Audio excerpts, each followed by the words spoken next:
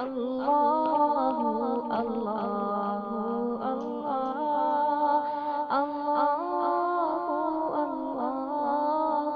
اللہ۔ اصول کرخی میں ایک عبارت ہے، اس عبارت کو لوگ ہمارے خلاف پیش کرتے ہیں اور اس عبارت کی وجہ سے ہمارے اوپر اعتراض کرتے ہیں۔ میں چاہتا ہوں کہ اس عبارت کی وجہ سے ہمارے اوپر جو اعتراض کیا جاتا ہے اس کا جواب آپ حضرات کے سامنے پیش کروں۔ وہ عبارت کیا ہے؟ عبارت ہے اِنَّ كُلَّ آیَةٍ تُخَالِفُ قَوْلَ أَصْحَابِنَا فَإِنَّهَا تُحْمَلُ عَلَى النَّسْخِ أَوِ التَّرْجِيحِ وَالْأَوْلَى أَن تُحْمَلَ عَلَى التَّأْوِيلِ مِنْ جِهَةِ التَّوْفِيقِ۔ مطلب اس عبارت کا یہ ہے کہ ہر آیت جو ہمارے فقہا کے قول کے خلاف ہو اس کو یا تو منسوخ سمجھا جائے گا یا مرجوح سمجھا جائے گا، اور بہتر یہ ہے کہ اس کی تاویل کی جائے تاکہ تطبیق کی کوئی صورت نکل آئے۔ لوگ کہتے ہیں ان احناف کو دیکھو، یہ احناف بہت عجیب ہیں، اور یہ یوں کہتے ہیں کہ کوئی آیت یا حدیث اگر ہمارے ائمہ کے قول کے خلاف ہو تو حدیث کو نہیں ماننا، آیت کو نہیں ماننا، بلکہ ہمارے امام کے قول کو ہی ماننا ہے، آیت اور حدیث کو چھوڑ دینا، امام کا قول نہیں چھوڑنا۔ یہ حنفی تقلید جامد کرتے ہیں، اور یہ تقلید جامد شرک ہے۔ ہم کہتے ہیں اس عبارت کے اوپر جو اعتراض کیا جاتا ہے اس کے جواب کے طور پر کہ اس عبارت میں غلط کچھ بھی نہیں ہے۔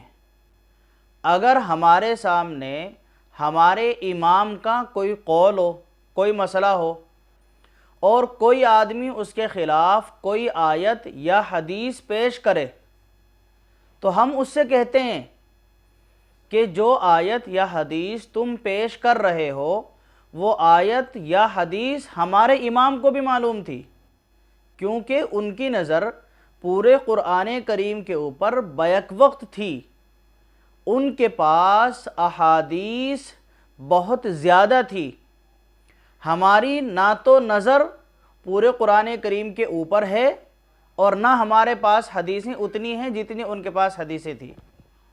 لوگ کہتے ہیں کہ آج کے دور میں تو احادیث کا تلاش کرنا بہت آسان ہے، انٹرنیٹ کا دور ہے، نیٹ پر بیٹھو اور یوں کلک کرو 5 لاکھ حدیثیں فوراً سامنے۔ اس دور میں اگرچہ حدیثیں تھیں لیکن حدیثیں تھوڑی تھوڑی لوگوں کے پاس موجود تھی، ایک ساتھ اکٹھی حدیثیں کسی کے پاس موجود نہیں تھی۔ اسی لیے امام اعظم امام ابو حنیفہ رحمہ اللہ نے فرمایا تھا کہ اگر میں کوئی مسئلہ پیش کروں اور میرے مسئلے کے خلاف کوئی حدیث آ جائے تو میرا مسئلہ چھوڑ دینا، حدیث کو اپنا لینا۔ اذا صح الحدیث فہو مذہبی، جب صحیح حدیث مل جائے تو وہی میرا مذہب ہے۔ امام اعظم رحمہ اللہ نے یہ کیوں فرمایا تھا؟ لوگ کہتے ہیں کہ امام اعظم کے پاس حدیثیں نہیں تھی، امام ابو حنیفہ رحمہ اللہ کے پاس حدیثیں نہیں تھی، اور یوں کہتے ہیں کہ امام ابو حنیفہ رحمہ اللہ کے پاس صرف 3 حدیثیں تھیں۔ بہت سے لوگ اس سے اوپر بڑھتے ہیں تو کہتے ہیں 11 حدیثیں تھیں، اور بہت سے لوگ اگر امام اعظم رحمہ اللہ کے اوپر بہت زیادہ احسان کرنا چاہتے ہیں تو کہتے ہیں بس 70 حدیثیں تھیں۔ اور اسی لیے ان بیچاروں نے یوں کہہ دیا تھا کہ اگر میرے بیان کیے ہوئے مسئلے کے خلاف کوئی حدیث آ جائے تو وہی میرا مذہب ہے۔ تو لوگ کہتے ہیں ہمیں کہ او حنفیو دیکھو، تمہارے امام کہتے ہیں اگر میرے بیان کیے ہوئے مسئلے کے خلاف کوئی حدیث آ جائے تو وہی میرا مذہب ہے، اس کو اپنا لینا، میرا مسئلہ چھوڑ دینا۔ اور تم کہتے ہو اگر ہمارے امام کے قول کے خلاف کوئی آیت یا حدیث آ جائے تو امام کا قول نہیں چھوڑنا، حدیث یا آیت کو چھوڑ دینا۔ عجیب ہے حنفی لوگ کہ ان کے امام کہتے ہیں حدیث کو اپنا لینا، مسئلہ چھوڑ دینا، اور یہ خود کہتے ہیں حدیث کو چھوڑ دینا، امام کا قول یا مسئلہ نہیں چھوڑنا۔ ہم کہتے ہیں یہ تمہاری غلط فہمی ہے، تمہارا یہ خیال کہ اس دور میں اکٹھی حدیثیں کسی کے پاس بہت زیادہ موجود نہیں تھی، اور آج کے دور میں تمہارے لیے احادیث کا تلاش کرنا آسان ہے، یہ تمہاری بھول ہے، تمہیں بڑی غلط فہمی ہے۔ اس دور میں ایک ایک امام کے پاس کئی کئی لاکھ حدیثیں تھیں، اور وہ ان کے پاس صرف لکھی بھی نہیں تھی بلکہ ان کو زبانی یاد تھی، ان کو حفظ تھی۔ مسعر بن قدام امام ابو حنیفہ رحمہ اللہ کے بارے میں کہتے ہیں کہ امام ابو حنیفہ رحمہ اللہ کو 5 لاکھ حدیثیں یاد تھی۔ چنانچہ امام ابو حنیفہ رحمہ اللہ نے اپنے بیٹے حماد کو وصیت کی ہے۔ ان وصیتوں میں سے ایک وصیت ہے وصیت نمبر 19۔ ان میں امام ابو حنیفہ رحمہ اللہ فرماتے ہیں وَأَن تَعْمَلَ بِخَمْسَةِ أَحَادِيثَ، بیٹا ان 5 حدیثوں پر عمل کرنا۔ جَمَعْتُهَا مِنْ 500,000، یہ 5 حدیثیں میں نے 5 لاکھ حدیثوں میں سے چن کر تجھے دی ہیں۔ تو امام ابو حنیفہ رحمہ اللہ 5 لاکھ حدیثوں میں سے 5 حدیثیں چن کر اپنے بیٹے کو دے رہے ہیں، تو کیا ان کو 5 لاکھ حدیثیں یاد نہیں ہوں گی؟ اور یہ 5 لاکھ حدیثیں ان کو جو یاد تھی، یہ ایک تعداد ہے جس سے زیادہ کی نفی نہیں ہے، اس سے زیادہ بھی ہو سکتی ہیں، یہ تو تھی۔ تو جس امام کو 5 لاکھ حدیثیں یاد ہوں گی اس کا حافظہ کیسا ہوگا؟ اللہ تبارک و تعالیٰ کو ان حضرات سے کام لینا تھا، اس لیے اللہ رب العزت نے اسی درجے کا ان کو حافظہ بھی عطا فرمایا تھا، جیسا حافظہ تھا اللہ تبارک و تعالیٰ نے ویسا ہی ان سے کام لیا ہے۔ تو جب امام ابو حنیفہ رحمہ اللہ کو 5 لاکھ حدیثیں زبانی یاد تھی، تو انہوں نے جو مسائل ان احادیث سے مستنبط کیے تھے ان کے اوپر ان کا کتنا اعتماد ہوگا، ان کے اوپر ان کا کتنا یقین اور بھروسہ ہوگا۔ اسی اعتماد اور یقین کی وجہ سے امام ابو حنیفہ رحمہ اللہ نے فرمایا تھا کہ اگر میرے بیان کیے ہوئے مسائل کے خلاف کوئی حدیث مل جائے تو اس کو اپنا لینا، میرے بیان کیے ہوئے مسئلے کو چھوڑ دینا۔ اس کا مطلب یہ تھا اگر مل جائے تو اپنا لینا، یعنی تمہیں میرے بیان کیے ہوئے مسئلے کے خلاف حدیث نہیں ملے گی۔ یقین تھا کہ میں نے جو مسائل قرآن و حدیث سے مستنبط کیے ہیں وہ قرآن و حدیث سے ہی مستنبط کیے ہوئے مسائل ہیں، ان کے خلاف احادیث نہیں ہیں۔ اس کی مثال، کوئی آدمی دکان والے کے پاس سامان خریدنے گیا، وہ دکان والا اس کو کہتا ہے کہ اتنے کم پیسوں میں ہم جو سامان دیتے ہیں وہ بہت اچھا سامان دیتے ہیں، اتنے کم پیسوں میں اگر ہمارے علاوہ کوئی سامان دے دے اور اچھا سامان دے دے تو ہمیں چھوڑ دینا، اسی کے پاس چلے جانا۔ کیا اس کا مطلب یہ ہے کہ ہم اچھا سامان نہیں دیتے؟ بلکہ اس کا مطلب یہ ہے کہ ہم اچھا سامان دیتے ہیں اور کم پیسوں میں سامان دیتے ہیں، ہمیں اس کے اوپر یقین ہے۔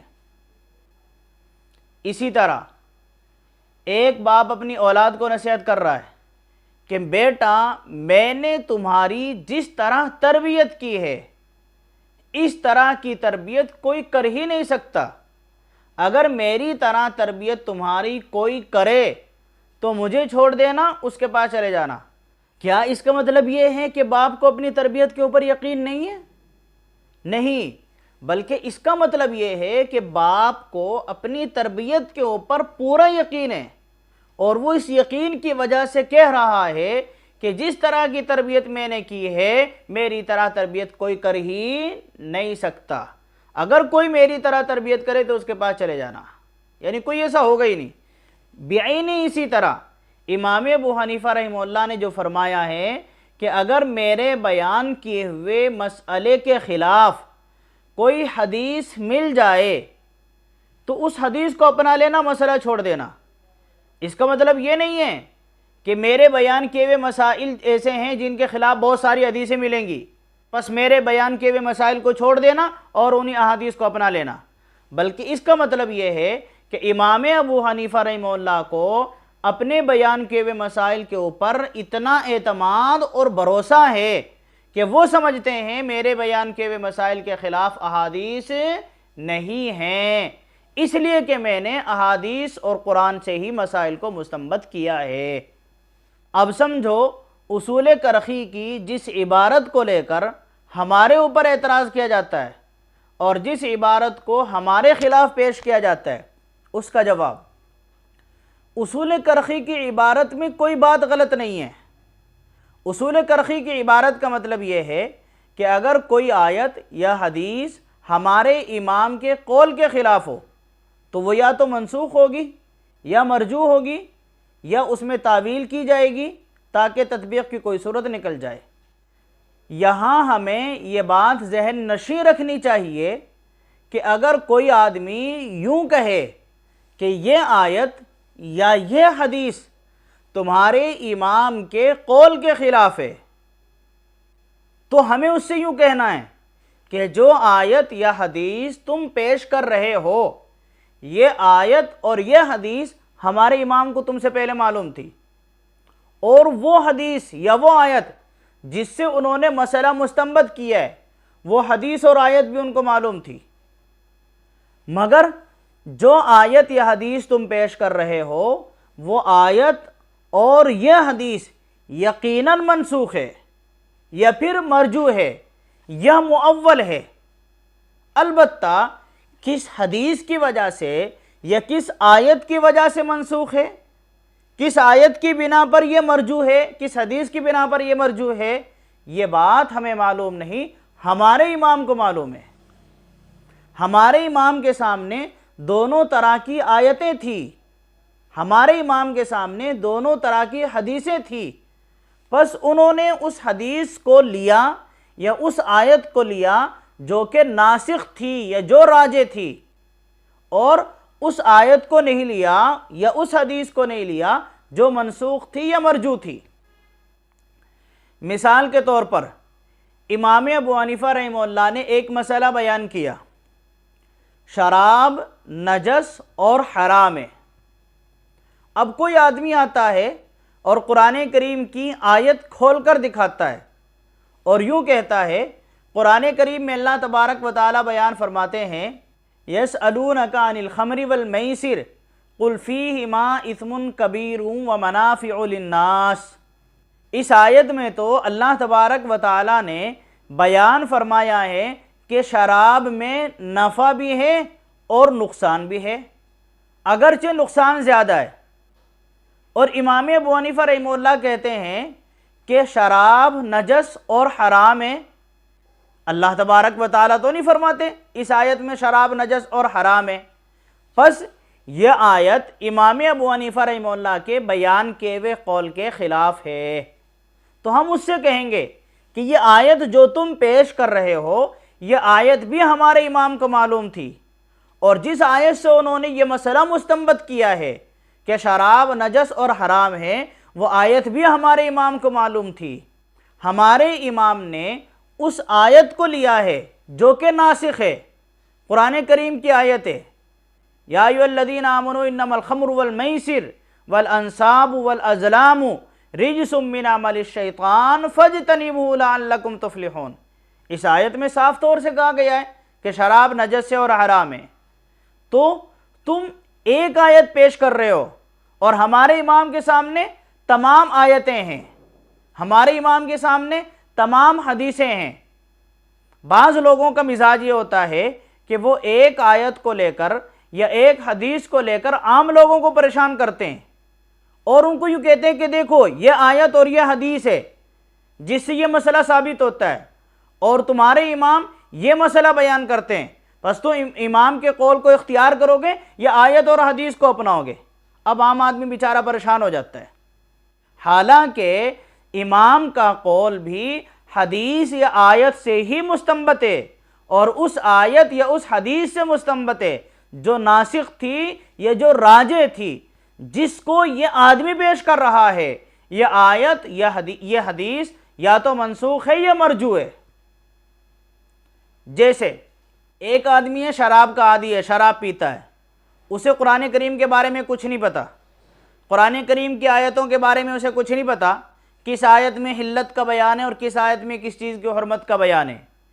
ایک شراب بیچنے والا آدمی اس کو شراب بیچنا چاہتا ہے، تو وہ اس کو شراب کے جواز کی دلیل دیتے ہوئے یوں کہتا ہے۔ اللہ تبارک و تعالیٰ قرآن کریم میں بیان فرماتے ہیں، یا ایھا الذین آمنوا لا تقربوا الصلاۃ وانتم سکارا۔ دیکھو بھائی، اللہ کہتے ہیں نشے کی حالت میں نماز کے قریب مت جانا۔ نشے سے منع نہیں کرتے، بلکہ اللہ فرماتے ہیں نشہ جب ہو تو اس وقت نماز نہیں پڑھنا۔ تو جس وقت تمہیں نشہ ہو بس تم اس وقت نماز نہیں پڑھنا، نشہ خوب کر سکتے ہو، اللہ نے نشے سے منع نہیں کیا۔ جس آدمی کو قرآن کریم کی آیتوں کے بارے میں معلوم نہیں، کس آیت میں جواز کو بیان کیا گیا اور کس آیت میں عدم جواز کو بیان کیا گیا ہے، وہ کیا سمجھے گا اس کو؟ وہ تو یوں کہے گا کہ ٹھیک ہے، شراب کو اللہ تبارک و تعالیٰ نے اگر حرام نہیں کیا ہے بلکہ نشے کی حالت میں نماز پڑھنے سے اللہ نے منع کیا ہے، تو میں نماز بالکل بھی نہیں پڑھوں گا۔ تو آیا وہ آدمی شراب پینے سے رکے گا؟ ہرگز نہیں رکے گا۔ حالانکہ اللہ تبارک و تعالیٰ نے دوسری آیت میں بیان فرمایا ہے، یا ایھا الذین آمنوا انما الخمر والمیسر والانصاب والازلام رجس من عمل الشیطان فاجتنبوا۔ اس آیت میں شراب کو ناپاک کہا گیا ہے اور اس سے بچنے کا حکم دیا گیا ہے۔ تو جس آدمی کے سامنے یہ دونوں طرح کی آیتیں نہیں ہوں گی، وہ آدمی بیچارہ بوکھلا جائے گا، اور اس آدمی کو کیا سمجھ میں آئے گا؟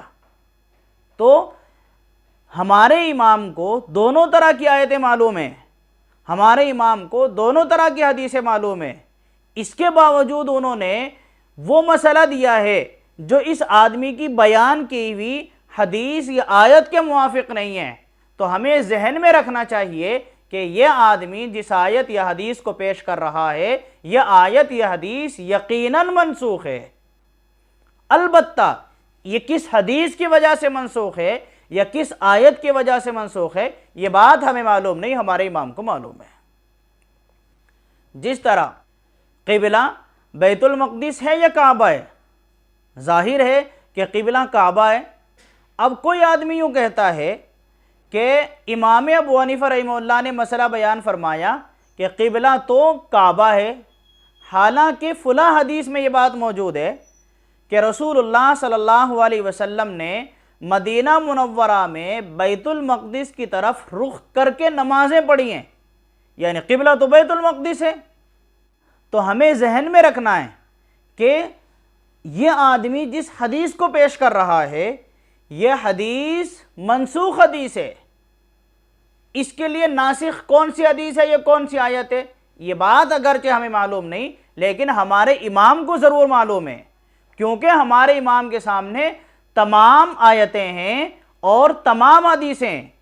یہ ایک حدیث کو پیش کرتا ہے یا ایک آیت کو پیش کرتا ہے، اس بیوقوف کے پاس اس سے زیادہ کچھ ہے ہی نہیں، اور اس کو لے کر لوگوں کو الجھانے کی کوشش کرتا ہے۔ اس لیے اس کو یوں کہنا ہے کہ جو آیت یا جو حدیث تم نے پیش کی ہے، ہمارے امام کو بھی یہ آیت اور یہ حدیث معلوم تھی، اور وہ حدیث یا وہ آیت بھی معلوم تھی جس سے انہوں نے مسئلہ مستنبط کیا ہے۔ پس جو مسئلہ انہوں نے بیان کیا ہے وہ یقیناً صحیح ہے، اور جو آیت اور حدیث تم پیش کر رہے ہو وہ یقیناً منسوخ ہے۔ البتہ اس کے لیے ناسخ کون سی آیت یا کون سی حدیث ہے وہ ہمارے امام کو معلوم ہے، اور ہمیں اپنے امام کے اوپر پورا بھروسہ اور اعتماد ہے کہ ہمارے امام قرآن و حدیث کے خلاف کوئی مسئلہ ہمیں نہیں بتا سکتے۔ ہمارے امام نے ہمیں جو کچھ بتایا ہے وہ قرآن و حدیث سے ہی مستنبط کر کے بتایا ہے، قرآن و حدیث سے الگ کچھ بھی نہیں ہے۔ پس جو لوگ ہمارے سامنے اس طرح کی باتیں کریں کہ امام کا قول قرآن و حدیث کے خلاف ہے اور قرآن و حدیث یہ ہے، تو ہمیں سمجھنا چاہیے کہ وہ ہمیں الجھانے کی کوشش کر رہا ہے، دھوکہ دینے کی کوشش کر رہا ہے، وہ قرآن و حدیث کو اتنا نہیں سمجھتا جتنا ہمارے امام نے سمجھا ہے۔ قرآن و حدیث اتنا اسے مستحضر نہیں ہے جتنا ہمارے امام کو مستحضر تھا، اسے اتنی احادیث یاد نہیں ہیں جتنی ہمارے امام کو احادیث یاد تھی۔ تو جو ہمارے امام نے سمجھا ہے وہ صحیح سمجھا ہے، اور جو یہ کہہ رہا ہے یہ بالکل غلط ہے، جھوٹ کہہ رہا ہے۔